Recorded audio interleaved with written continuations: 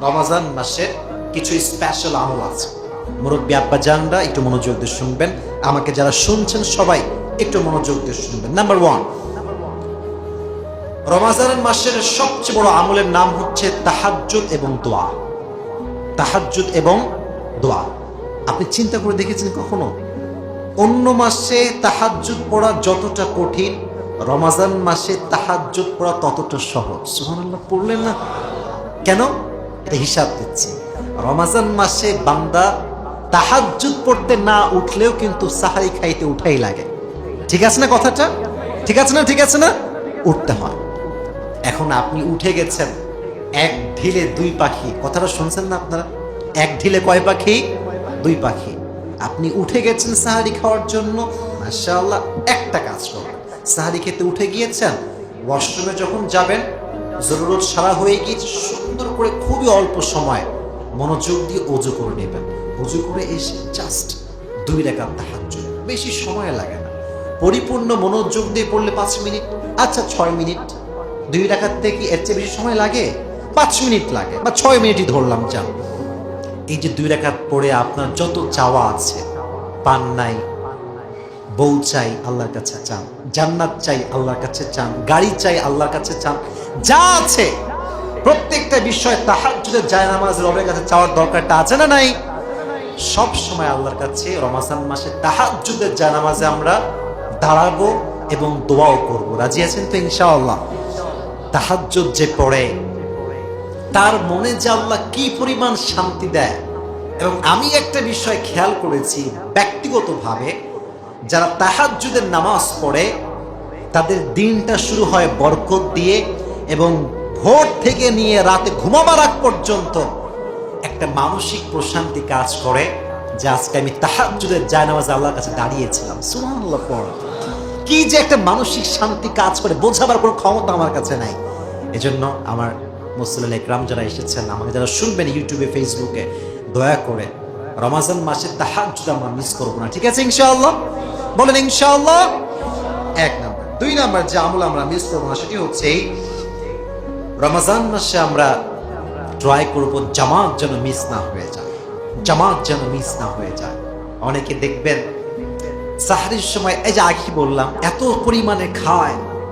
অনেক লোক আছে, রাগ করবেন না মেহেরবানি করে, সাহারি খায়, ফজরের নামাজ পড়ে না। আছে আছে আছে।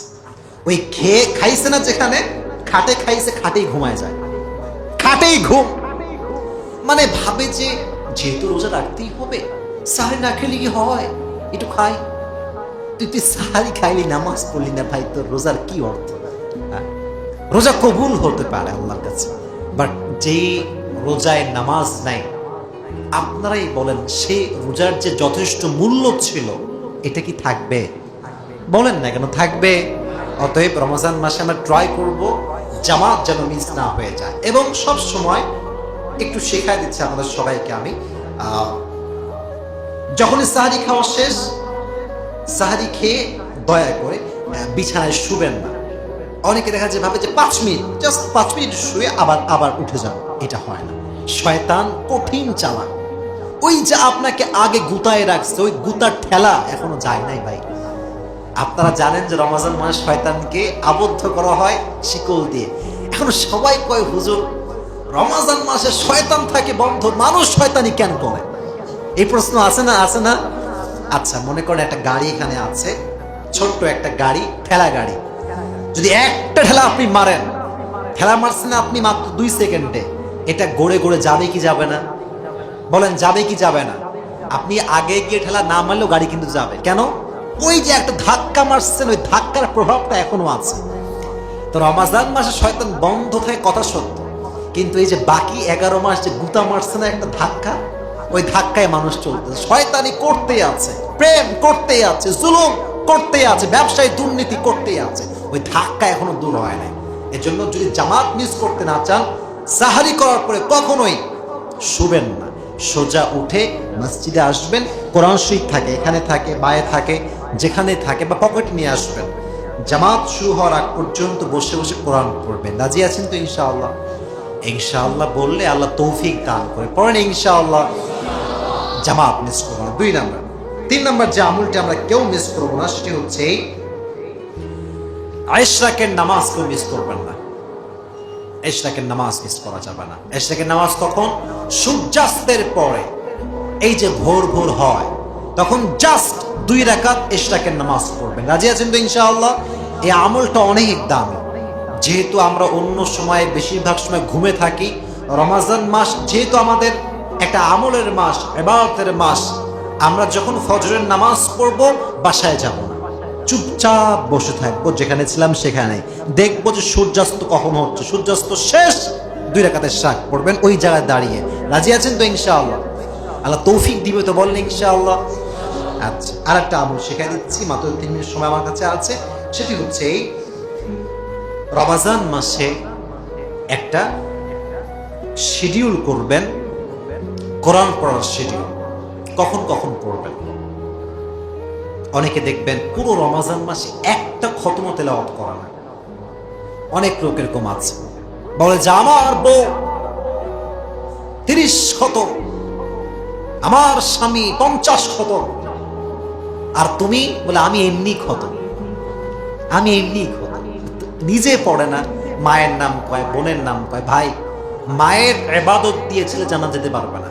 নিজের ইবাদত দরকার আছে না নাই? নিজে ইবাদত করতে হবে। এজন্য রমাজান মাসে শিডিউল করবেন, ফজরের নামাজের পরে কোরআন পড়বো, জোহরের পরে পড়বো, এবং ঠিক আমার কাছে সবচেয়ে মুখ্যম যে সময়টা মনে হয়, এক তো ফজরের নামাজের পরে আছি, আর একটা হচ্ছে আসর থেকে নিয়ে মাগরিব পর্যন্ত। দেখবেন এই সময়টা কিন্তু অনেক ক্লান্ত থাকে, মানুষ চাইলেও খেলতে পারে না, চাইলেও কিন্তু বাইরে যাইতে পারে না। কেন? টায়ার্ড। তো কি দরকার, যেখানে আম্মা জানে ইফতারি দিবে আগেই গিয়ে বসে থাকেন, একটা কোরআন শরীফ নেন, রেহেল নেন, বসে বসে যখন ইফতারি না হচ্ছে পড়েন, কোরআন তেলাওয়াত করেন। আর বান্দা যখন কোরআন তেলাওয়াত করে, মানে কতটা সুন্দর পয়েন্ট। একে রমাজান মাস, দ্বিতীয়ত আপনি তেলাওয়াত করছেন, তৃতীয়ত আপনি ইফতারির সময় করছেন, সামনে ইফতারি, কোরআনটা তেলাওয়াত শেষ। আমি তো কসম করে বলতে পারবো, আল্লাহর শপথ করে বলতে পারবো যে আপনি ওই মুহূর্তে দোয়া করলে আল্লাহ প্রত্যেকটা দোয়াকে কবুল করে নেবে। সুবহানাল্লাহ পড়েন। একটু মেহেরবানি করে রমাজান মাসে কোরআন তেলাওয়াত বেশি বেশি করবেন। আল কোরআন হুজ্জাতুন লাকা আও আলাইক। কোরআনটা আপনার পক্ষে যেতে পারে, আবার বিপক্ষে যেতে পারে। কোরআন যার পক্ষে সুপারিশ করবে, আল্লাহ তার জন্য কনফার্ম জান্নাতকে সিলেকশন করে দেবেন। সুবহানাল্লাহ। এই জন্য রমাজান মাসে আমরা সবাই কোরআনটা বেশি বেশি তেলাওয়াত করব, এবং পাশাপাশি সর্বশেষ যে আমলটা শেখাতে চাই, হ্যাঁ, সবার কাছে টাকা পয়সা কম থাকে, সবার কাছে টাকা পয়সা বেশি থাকে না, তবে অন্য মাসে 10 টাকা দান করা আর রমাজান মাসে 10 টাকা দান করা, দুটোর মাঝে পার্থক্য আছে না? আছে না? আছে না?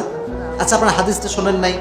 রমাজান মাসে এক নম্বর হাদিস শোনেন। আচ্ছা, আয়াত দিয়ে বলি, মান জাআ বিল হাসানাতি ফালাহু আশরু আমসালিহা।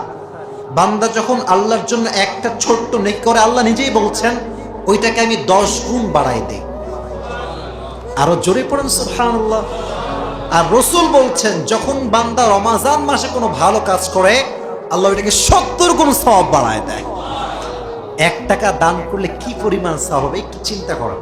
এই জন্য প্ল্যানিং করেন যে আমার টাকার থেকে আমি এই পরিমাণ টাকা দান করবো। আর যদি যাকাত থাকে, যাকাতটাও দেওয়ার ট্রাই করবেন ইনশাআল্লাহ। আল্লাহ রাব্বুল আলামিন, আমি অধম যা যা বলেছি, যতটুকু বলেছি, ভুল ত্রুটিকে মাফ করে দিয়ে আমাদের সবাইকে সে অনুযায়ী আমল করার তৌফিক দান করুন। সকলে পড়া আমিন।